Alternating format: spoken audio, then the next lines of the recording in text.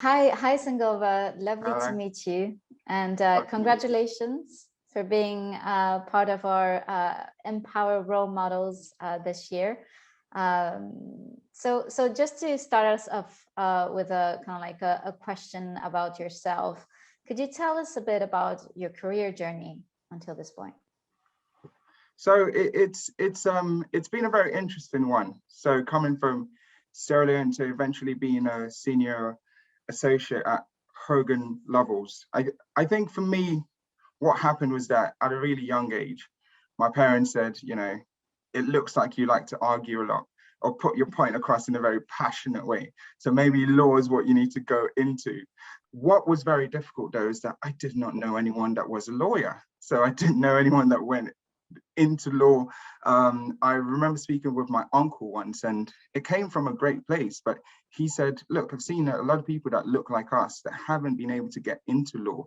Are you sure law is what you want to go into?" So I was kind of going through that, but luckily there were organizations like Urban Synergy, Rare Recruitment, Social Mobility Foundation that allowed me to meet lawyers, get some experience, and then eventually find out what lawyers actually did. And I knew that, okay, I don't want to be a criminal lawyer. I want to work with businesses. I like it when a client will come to you with an issue and say, look, can you help me with this? And so I was certainly going towards that route. So eventually went to college, went to study law at University College London.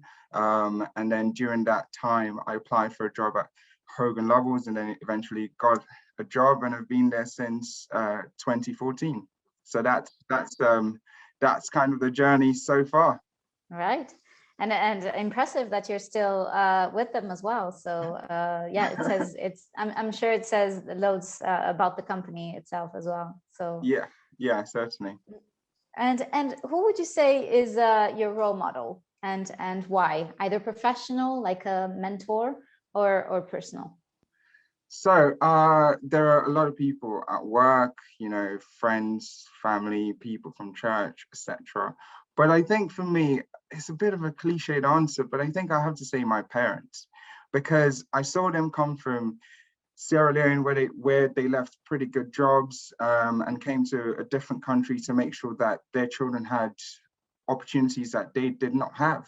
And so kind of seeing them, the hard work that they put in and all the lessons and the skills that they have given me, whenever I went through difficult times in trying to get into law, you apply for something, you don't get the job, or you're studying, you don't get the right grades that you think you should have gotten. They were always there to sort of support and give me very valuable life skills. And I can honestly say I definitely wouldn't be in the place that I am today without them. So I would have to say my parents, even though it sounds a bit cliche, it certainly is true.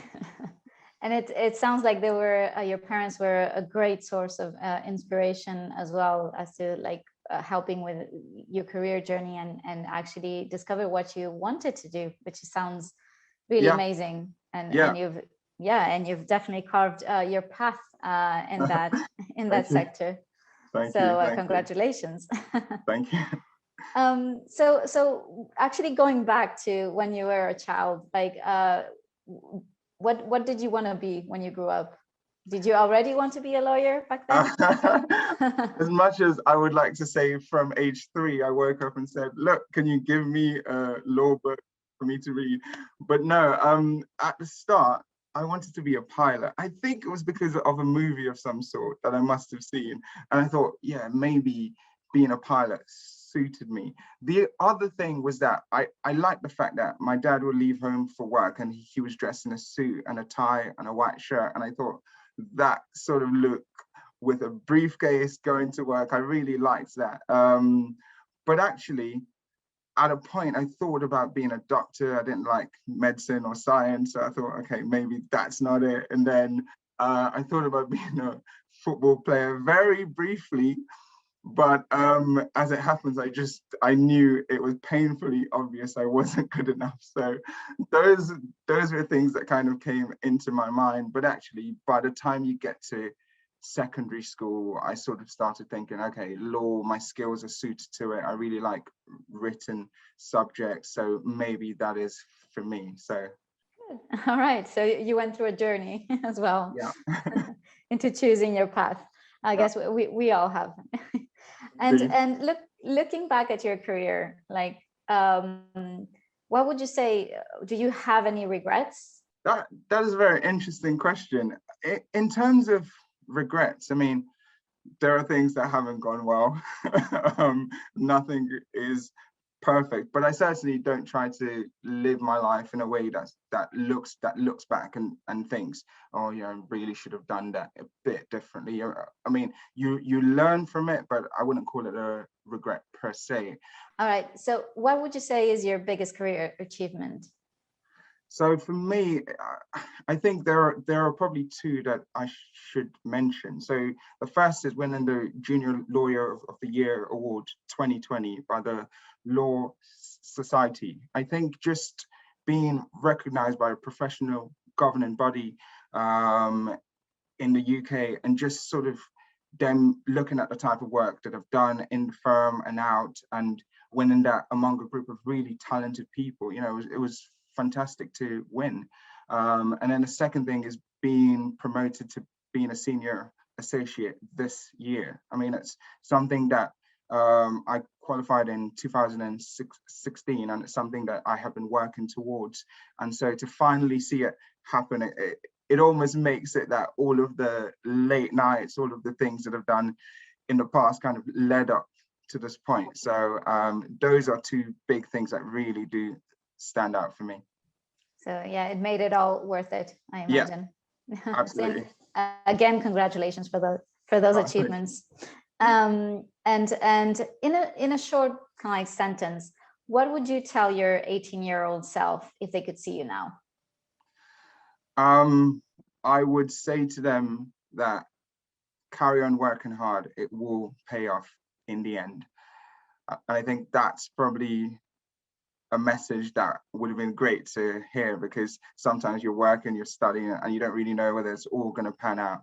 But there's that. And then one other thing I would say is that don't worry, you will grow a beard eventually, because at the time I was really concerned that that I couldn't grow a beard. So it's kind of good to come the other side and then see that everything's worked out there. So I'm sure the 18-year-old you would be reassured. Yeah. Hope so. And so if you look at your career, have you faced any challenges like in a work setting, and how have these challenges kind of like been different at each stage of your career, like from entry level to now your current role? So that is an interesting question. So being a trainee at that point, when you come in, this is something that you tend to feel if you are from an underrepresented group. So you tend to almost feel like if you don't do well enough, they won't hire people that look like you.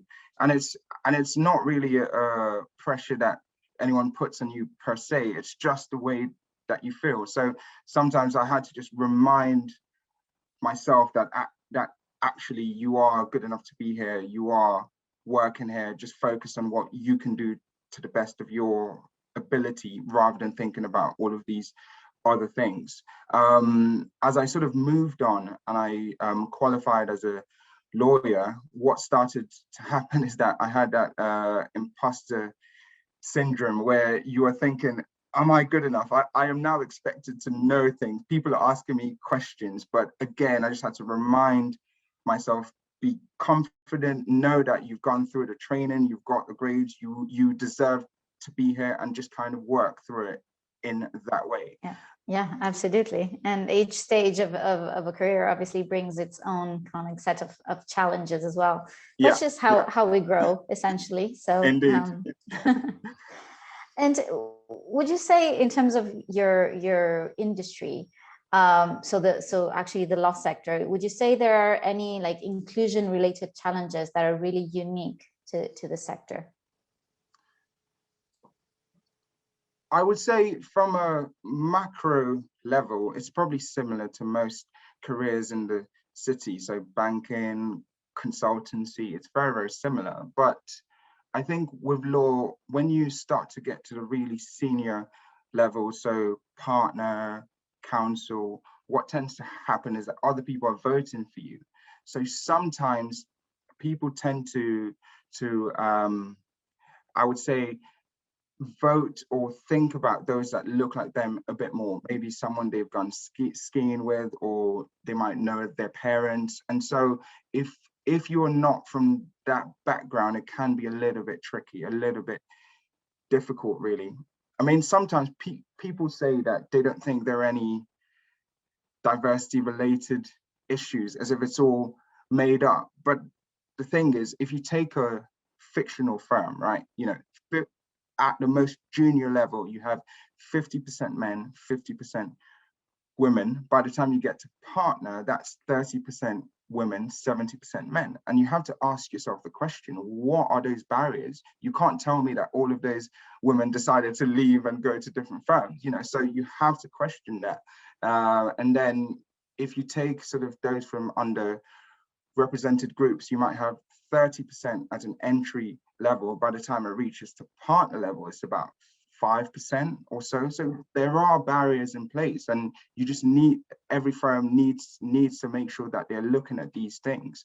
So I think law is a bit unique in that in most firms, for you to progress, you need people to sponsor you, mentor you, support you. And if you don't have that, it can be very difficult, no matter how good you are, you know, because in some firms you've seen people leave and go to different firms and then have a great career there. So it's clear that it's not a question of talent. It's just that in the initial firm, there were barriers in place. Yeah, absolutely. And yeah, more and more leaders are realizing that they need to be a lot more purposeful in the way that they are sponsoring talent, and specifically diverse talent. Because a lot of the times they have their immediate circles, which are composed and made of people who usually look like them and have similar background and experiences to them. Indeed. So perpetuating that circle. Yeah.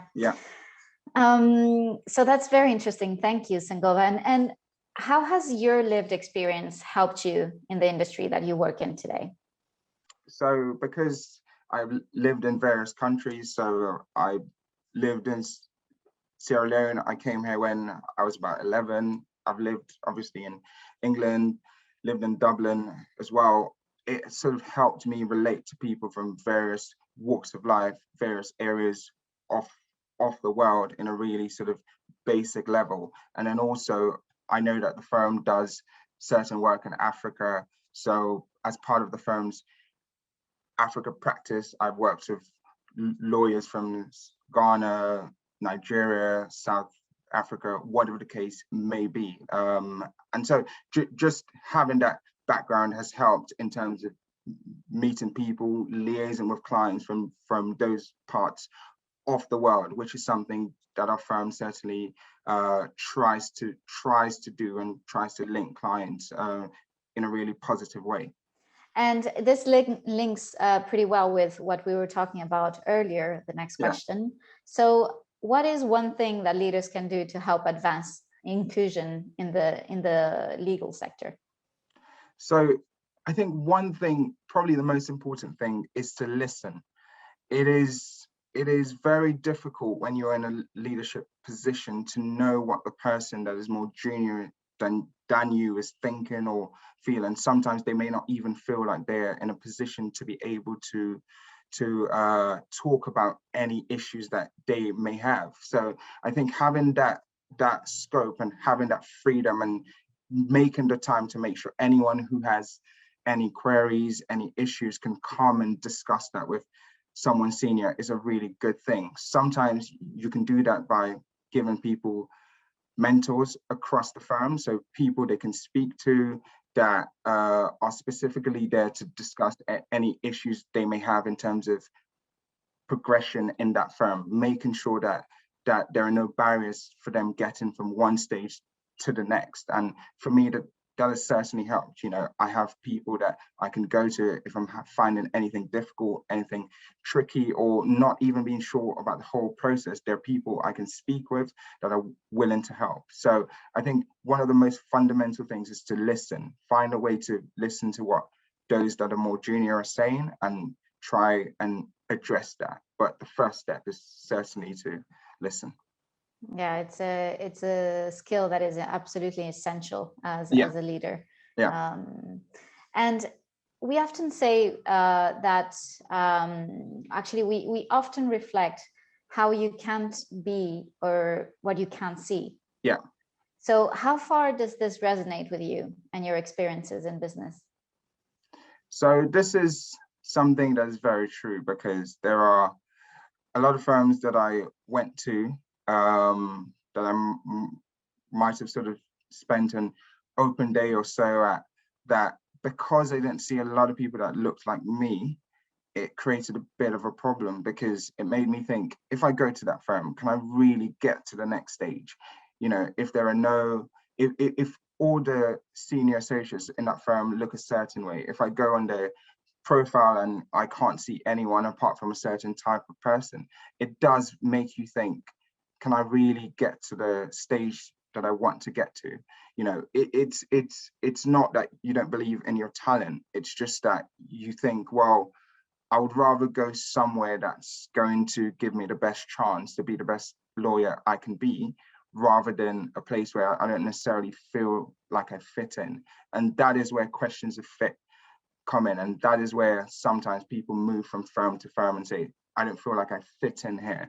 And what they're saying is, I don't feel like I can go as far in my career as I want to in this firm, because there are barriers or there are issues in place that may not be visible to everyone, but I can certainly see it. So I think it's very important that as diverse talent is coming through in your firm, you're making space, that there are no barriers, and making sure that those that deserve to be in positions that are more senior, making sure that you get them there, because then it sends a message to the rest of the more junior people that this is possible. This is something that the firm is keen to do. Absolutely. And the concept of cultural fit is incredibly biased when you look into it. Obviously, one type of person for a firm is just doesn't work very well in terms of diversity, bringing the diversity of thought as well. Exactly. And really the innovation to thrive. Yeah. Well, thank you so much, Sengova, for your time today. And it was really lovely speaking with you, and wishing you all the best in your career. Thank you so much.